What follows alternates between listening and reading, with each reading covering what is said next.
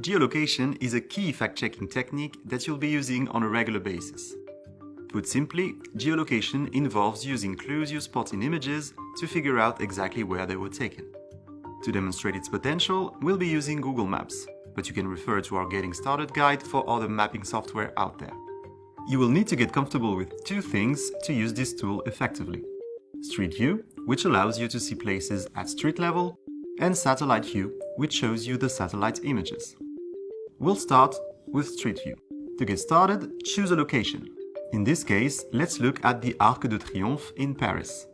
First, zoom in on the location.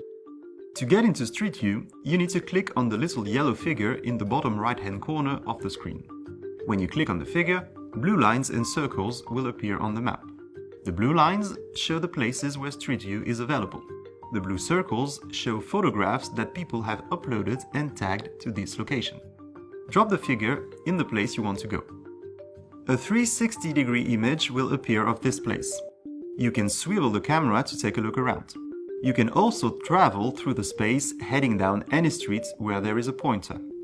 Google regularly updates its maps. If a place has been photographed more than once, you'll see a little clock icon you can click on. You can then go back in time. This is a very useful tool to see how an area has changed over the years. Now let's move on to Satellite View to get a bird's eye perspective. You enter it by clicking the little satellite square in the bottom left-hand corner of the map. You can zoom in and out on an area. You can rotate the view. You can also see it in 3D by clicking the button on the bottom right. And you can click Ctrl or Command on your keyboard and drag your mouse around to tilt the view. If you're not used to working with this tool, it can be a bit tricky at first. It is essential that you get comfortable with it because you will be using it often. You can also do all these things and more with Google Earth Pro, which you can download to your desktop for free. Google Earth Pro sometimes offers better satellite views. It also allows you to toggle through older satellite views. When they're available, a clock icon will appear in the bottom left corner. When you have the terrain mode on, you can also examine the topography. It's also worth noting that geotagged photos in Google Earth Pro are different from those in Google Maps, so it can be useful to check both. Now let's get down to geolocating. So what kind of clues can be useful when you're looking at an image? You might consider things like street signs, shop signs, landmarks, license plates, the style of buildings, the terrain and vegetation, the ethnicity of the people, and if it's a video, the language spoken. Let's start with a real-life example that shows the potential of geolocation. AFP was investigating the social media trail of an Iraqi militia member who fought against ISIS, had traveled to Europe, and was then expelled from Finland for war crimes. During his journey to Europe, he had posted several photos on his Facebook page. His page was deleted, but we were able to look at an archived version. Geolocating these photos allowed us to build a picture of his journey. First, there was this picture. He seems to be standing in front of a stone monument. There are buildings in the background with names on top, but the image is too low quality to make out the letters. If you crop just a part of the photo with the monuments and run it through a reverse image search using Yandex, it will bring up several images of monuments around the world. By matching the buildings in the backgrounds, we can see that some of these photos show the exact same monument. One of these photos is in high enough resolution that we can read the signs on the buildings: Hotel Grand Rosa and Hotel Melita. This photo is tagged as Istanbul, which would make sense from the red flag and also because it's a common stop to the migration route to Europe. Then it's just a matter of searching for Hotel Melita, Turkey, in Google Maps. We can see that the next door hotel, Hotel Grand Rosa, has been since renamed Hotel Star Park. And over on the left, we can see the location of the monument. If we go into Street View, we can see the monument from street level. And we can swing around to see the hotels. We're in the right place. A few days later, he posted another photo. He's sitting on a wall by the sea. In the background, we can see there are flags, though they are a little hard to make out in the archived photo. The quality is too low.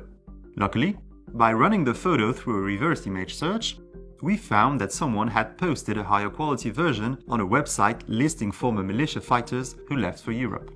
In this version, we can make out that the flags are those of the European Union and of Greece. But where in Greece exactly? Let's examine the scenery. He's sitting on a wall. Down below there is a pier. Out beyond, to the right, we can spot a little island. Then more land behind it. It can help to draw these elements on a piece of paper, as if you're looking at the scene from a bird's eye view. So we've got the coastline, the pier, the small island. He posted these photos in 2015. We know that many migrants traveled to the Greek islands of Lesbos at the time. We might guess he did the same. So let's start our search there. Keeping our drawing handy, we can travel around the coastline of Lesbos looking for a pier and a little island. Here's one. Now let's zoom in to see if there's a pier. And there we go. Then we can play around with Google Street View until we find the exact spot where he took the photo. It was right about here. See the pier and the little island on the right. A while later, he shared this photo where he's standing in the middle of some sort of transport station. On the right, there's a machine. You can just make out the words Fahrkarten. That means tickets in German, so this won't get us very far. But look at the left side of the machine. There is a red and white logo that reads OBB. An online search reveals that this is the logo for Austria's Federal Railways. The train station in the photo looks pretty big, so let's start by checking out some of the main stations in the capital, Vienna. It might take a couple of tries until you find the right station, but there it is. Wien Westbahnhof, meaning Vienna's western train station. You can see that the floor tiling matches, as do the stone pillars and the ceiling structure. On the left, you've got the same display boards, and on the right, there is that ticket machine. Alright, now that you're starting to get the idea, let's try a few geolocation exercises.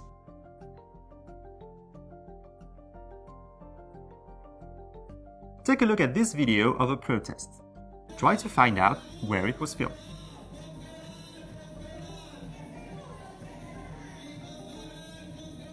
So, you may have noticed a few clues right away. The protesters are chanting in Spanish. But even if you don't speak the language, you can geolocate this image with a quick search. First clue, some of the protesters are waving flags. If you don't recognize the flag, a quick Google search for flag 1 star red, white, blue will lead you to the right place, the US territory of Puerto Rico. Then, look at the shop signs. There is a sunglass hut, and another sign says Tommy Hilfiger. There probably aren't that many Tommy Hilfiger stores on the island. Let's go to Puerto Rico in Google Maps to check. We see there are 3 of them. Let's start with the one in the capital, San Juan. We can zoom in and look at the store in Google Street View, and it looks like we're in the right place. There's the green building on the left, and then the turquoise building with a sunglass hut. If you swivel around, there's the Tommy Hilfiger store, just like in the video. All the other buildings and shop signs match too. Now take a look at this photo. Where was it taken? Try to find the exact spot. There's quite a lot of detail in this picture. If you zoom in, you can see shop names. There are several in Arabic, some in French, and one in Spanish. Let's start with the bank, BMCE Bank. An online search reveals it's a Moroccan bank. It has many branches in Morocco, but also in several countries in the Middle East and in Europe. Next, let's check out this restaurant panoramique, which simply means panoramic restaurant in French. So that alone won't get us too far. But there is another sign on this restaurant, partially obscured by the palm trees. We can read terrasse, which is cut off, followed by du and the number 9. So let's search for those terms plus restaurant panoramique and Morocco. You'll find a few articles that mention a restaurant called Terrasse du 9 Avril. They say it's located on the main square of Tangiers, Morocco, which is called the Place du 9 Avril. Let's look it up in Google Maps. We'll zoom in. First good sign, there is a BMCE bank. Now let's go into Street View. There are several photos available, giving a 360 view of the plaza. If we swing around, we can see the same fountain and the same buildings. If we take the time to look up each business around the plaza, we can even find a picture that shows the same style of chairs as those in our photo. And looking at where this business is located on the map, we can see that the view of the plaza matches up with our photo as well. So now we know the photo was taken by someone standing right in front of the Cinema Riff in Tangiers. Now take a look at this video. It shows people being detained by security forces in Chile. But can you find the exact spot where it was filmed? The first clue you probably noticed was the Papa John's sign on the left. Let's go to Chile in Google Maps to see how many Papa John's there are in the country. Okay, quite a few. But most of them are in the capital, Santiago, so let's start there. Before we go look at each Papa John's one by one, which could take a while, let's see if we can spot any other clues in the image. There is a sign across the street and it says Geno. Let's try typing Geno Santiago into Google Maps. No luck. But not every business is listed in Google Maps. Let's try a classic Google search. There's a bakery by that name in Santiago. Let's go to the address in Google Maps and then go into Street View. At first glance, it doesn't look like the right place. This Geno storefront looks very different. Let's not give up hope yet. Take a look around. No Papa John in sight. But take a look at this construction site. Do the shapes of the structures on the ground ring any bells? There is a triangle and a circle, just like the triangle and the circle we saw from above in the video. But where is the Papa John's? Here's where it's important to look at the date of the street view. If we click the clock icon, we can see that the images we're looking at were taken back in 2015. These are the most recent images. If we go back to a regular map view and type Papa John's into the search bar, one appears right next door. It must have opened after the images were captured by Google in 2015. You might also ask, but what about that brown wall in the video where we saw the Geno sign and the low pointed roof and brown buildings behind it? Well, here's the wall on the side of the pastry shop. It just hasn't been painted brown yet. There's the Geno sign in the same spot too, except it's an older version. We can also see the pointed roof and the brown buildings beyond.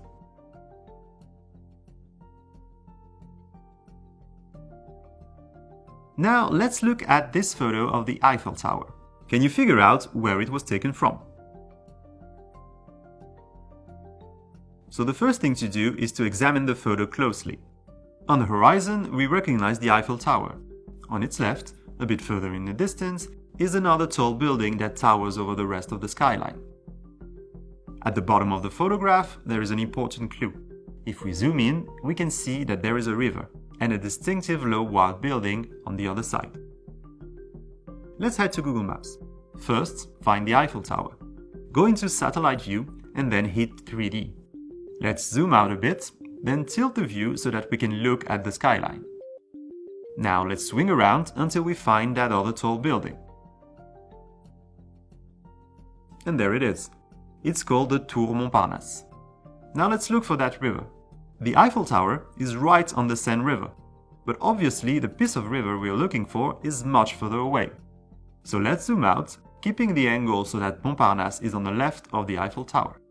Here we go, another bit of river. It's also part of the Seine, which loops around the capital. We saw a very tall building in the forefront of our photo. Now on the map, we can see a patch of tall buildings right on the river, so this spot looks promising. If you zoom in and look at few of these tall buildings, you'll soon find the right one. This one matches up. Right across the river, you can see the same modern white building on the left, and in front of them on a little island, that distinctive low white building. So as we've seen, geolocation is an extremely useful technique to verify any claims about where an image was taken. Its power lies in its transparency. Your audience can see for themselves how the image you're verifying matches up with the images from the maps. Use it whenever you can.